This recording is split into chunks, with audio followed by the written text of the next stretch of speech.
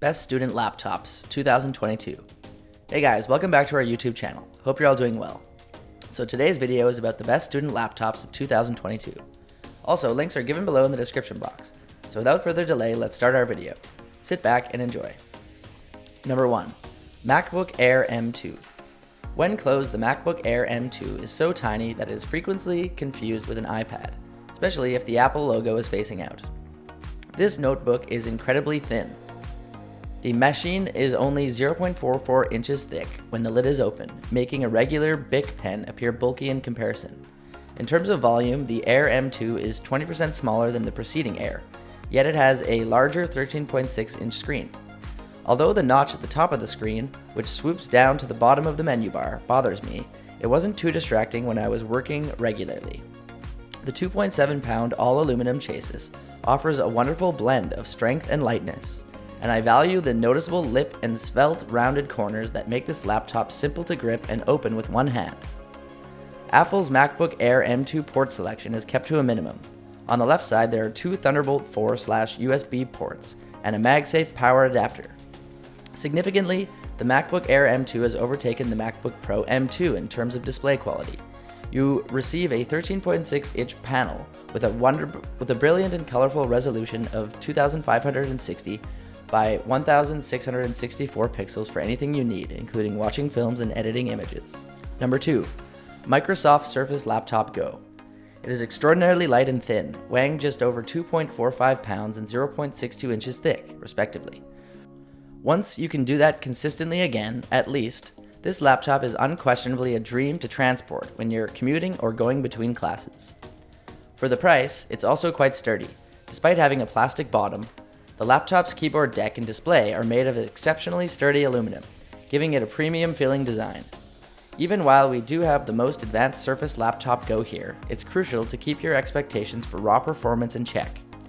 We only have a 256GB SSD, an Intel Core i5-1035G1, and 8GB of RAM.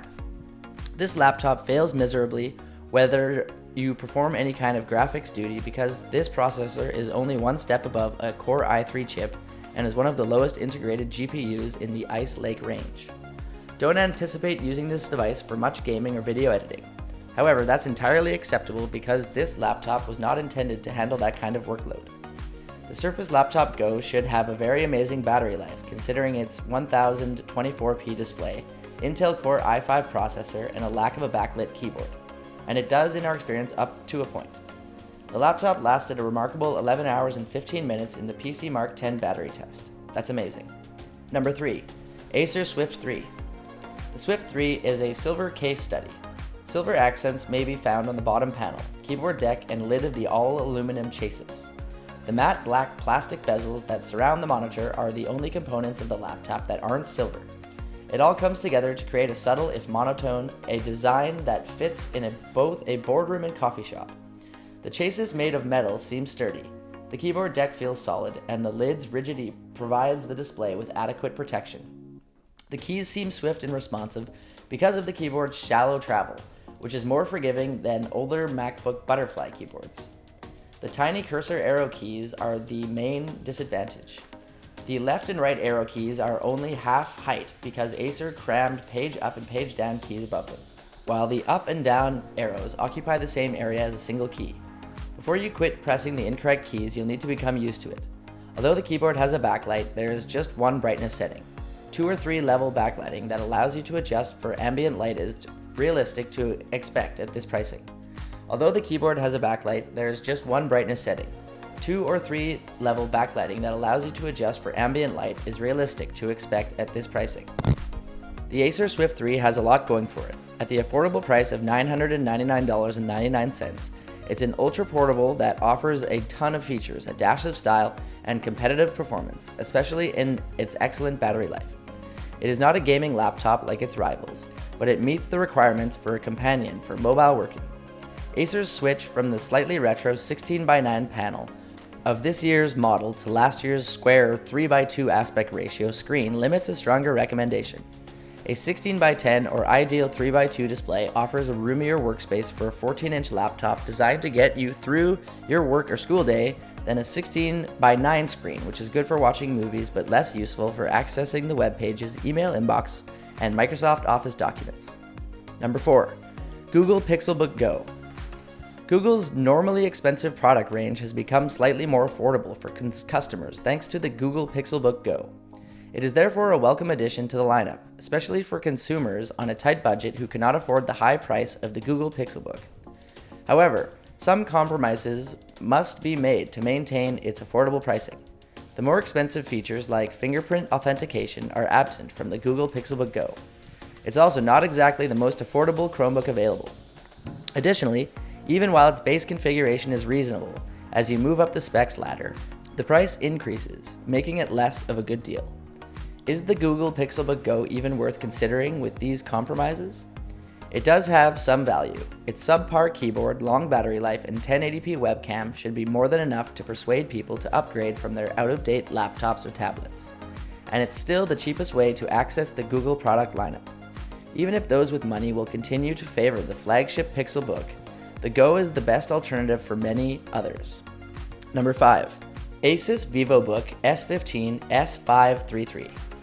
Technology on the VivoBook is encased in a sleek, thin aluminum chassis that comes in black and a deeper silver-gray base unit lid. The S533 is free of manufacturing faults, and its stiffness and stability fall within acceptable ranges. The maximum aperture angle of the lid is roughly 130 degrees. The battery is also firmly fastened. After removing the bottom cover, access to the interior is possible.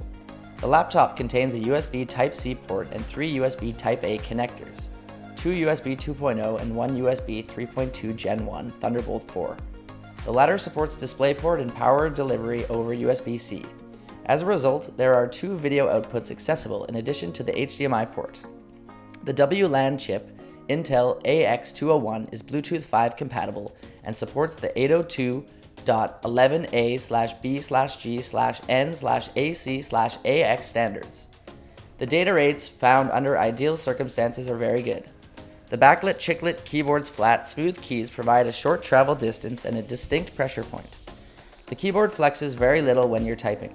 This wasn't a bother though. Overall, ASUS provides a keyboard that is appropriate for daily use in this case. Additionally, fingertips may easily glide across the click pad's 10.5 by 7.3 centimeter smooth surface due to its multi-touch capability. Additionally, it reacts to inputs from the corners. The matte 15.6-inch display brightness, 26.1 CD/M2, and contrast 563 by 1 are inadequate. Resolution 920 by 1080p pixels. Number 6. Dell G15. The Dell G15 Ryzen Edition is one of the numerous sub-RS 1 lakh gaming laptops available, and it is unquestionably worthwhile to check into. The G15 is offered with AMD's Ryzen 5 5600H CPU and competes with models from Acer, ASUS, and HP. For an extra fee, it is also available with the more potent Ryzen 7 5800H. The G15 Ryzen Edition's entire chassis is made of plastic, like the majority of gaming laptops in its price category, but that doesn't change the fact that it is well built. The product feels sophisticated with a great deal of attention to detail, and there are no obvious flaws or sharp edges.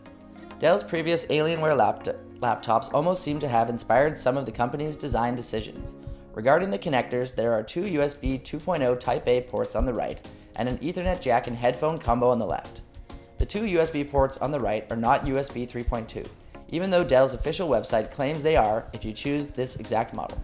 Only the more expensive Ryzen 7 5800H laptop comes with fast side USB ports. Overall, the laptop is quite well constructed, and I like Dell's attempt at offering a distinctive design. The 15.6-inch 1080p WVA LCD panel has a refresh rate of 120 Hz and a brightness of 250 nits. Even if the colors aren't particularly vibrant, the contrast looks fairly well.